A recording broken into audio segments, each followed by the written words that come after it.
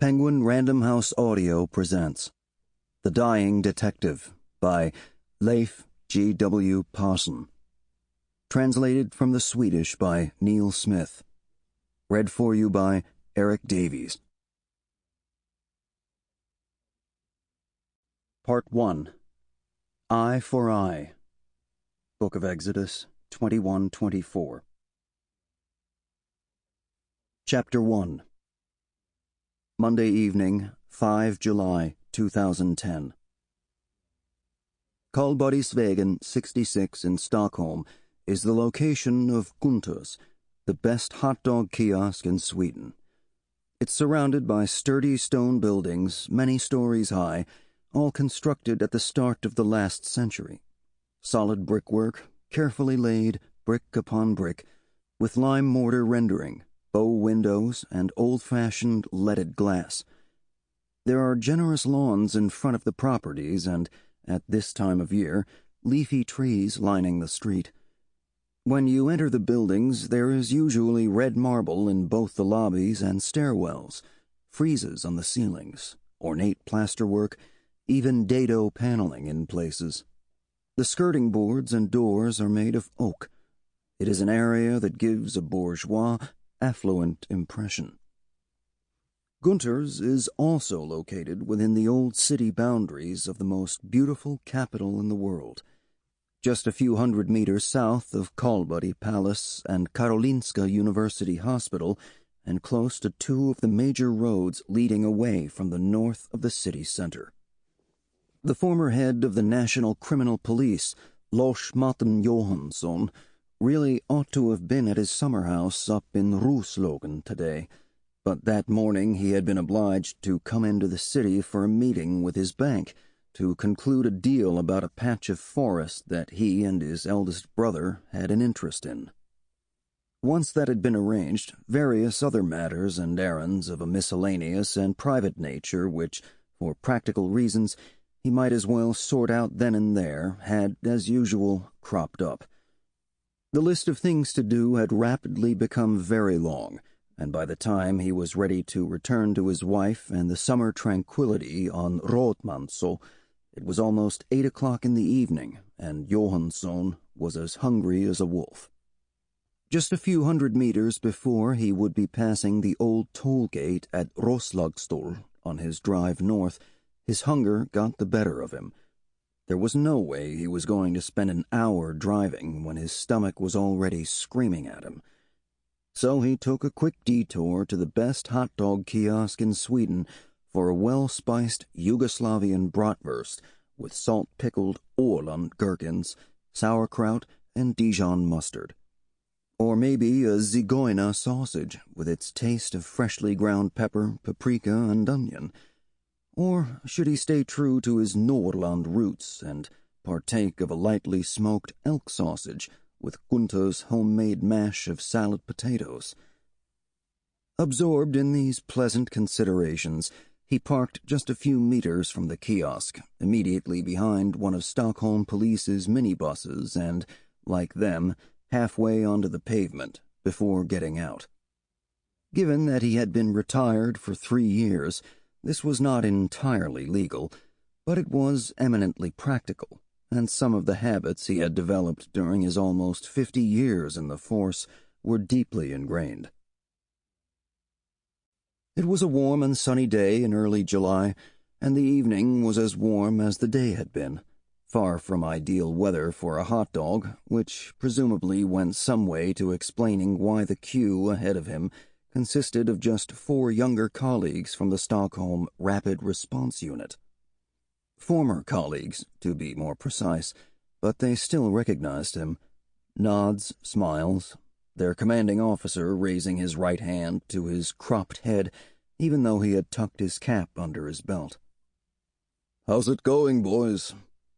Johansson asked, having made his mind up what to choose as soon as he detected the heavenly smells drifting towards him. The elk sausage could wait until the autumn. Smokiness, well-balanced flavors, and Norrlandic stoicism were all very well, but an evening such as this required something stronger, but not too strong. Nothing from the southern Balkans. Paprika, onion, pepper, and lightly salted, coarse ground pork would do very nicely indeed. In fact, considering the weather and his mood, he couldn't think of anything better. "Nice and calm, so we thought we'd take the opportunity to refuel before the storm breaks," the officer replied. "You're welcome to go first, boss, if you like. We're not in a hurry." "I'm a pensioner," Johansson said for some reason. "And you've got to work. Who's got the energy to harass ne'er-do-wells on an empty stomach?" "We're still making up our minds." The officer smiled and nodded. "So, please, go ahead." "Well, in that case," Johansson said, and turned to the man behind the counter. "A zigeuner with sauerkraut and French mustard, and something to drink. A bottle of water with bubbles. The usual, you know." He nodded encouragingly to the latest in the succession of Gunther's associates. This one was a youngster called Rudy, an Austrian like Gunther himself, and even though Gunther had been dead for almost a decade, new staff were almost always recruited from his former homeland. Gunther's best friend, Sebastian, who had already taken over before Gunther died, Udo, who had worked there for many years, and Katja, who was only there occasionally.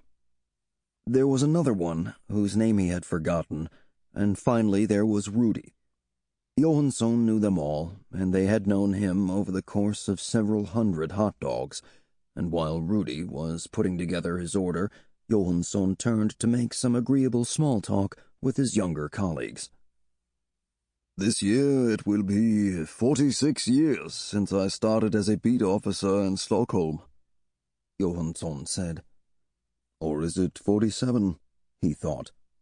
Sod it, who cares? "Back when you still carried sabers?" A broad grin from the youngest-looking one. "Watch yourself, kid," Johansson said.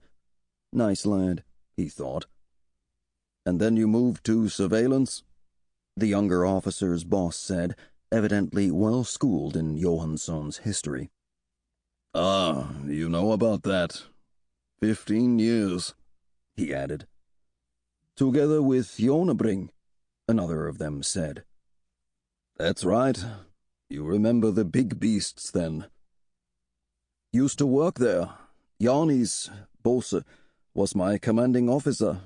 Best boss I've ever had," he added, for some reason.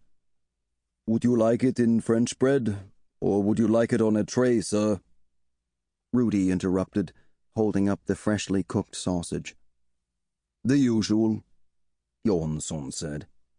"Take a baguette, pull the innards out, then stuff it with sausage, sauerkraut, and mustard." That can't be too hard to remember, can it? He thought. "Where were we?" he asked, nodding to the colleague who had worked under his best friend. "Unabridged. Bo Unabridged." "That's right," Johansson said, with unnecessary emphasis, given that he was the one who had forgotten what they were talking about. "Unabridged, yes. He's a pensioner as well now. Retired at 65 last year. Doing well, by the way. We meet up regularly and fabricate old memories to tell each other." "Send him my best, sir. I'm Patrick Åkesson, P2. There were 2 Patricks in the group, and I was second to arrive, so Jonis called me that to avoid unnecessary confusion when we were out on jobs." "Sounds like Unabridged," Johansson said. He nodded, pocketed his change, and took the sausage and water he had ordered. Then he nodded again, mostly because he didn't have anything else to say. "Take care of yourselves, lads," he added. "As I understand it, it's not like it was back in my day." They all nodded back, suddenly serious, and their commanding officer once again signaled his respect by raising his hand to his close-cropped head. "In my day, you'd have been fired for saluting without your cap on," Johansson thought as he managed, not without some difficulty, to squeeze into the driver. Sample complete. Ready to continue?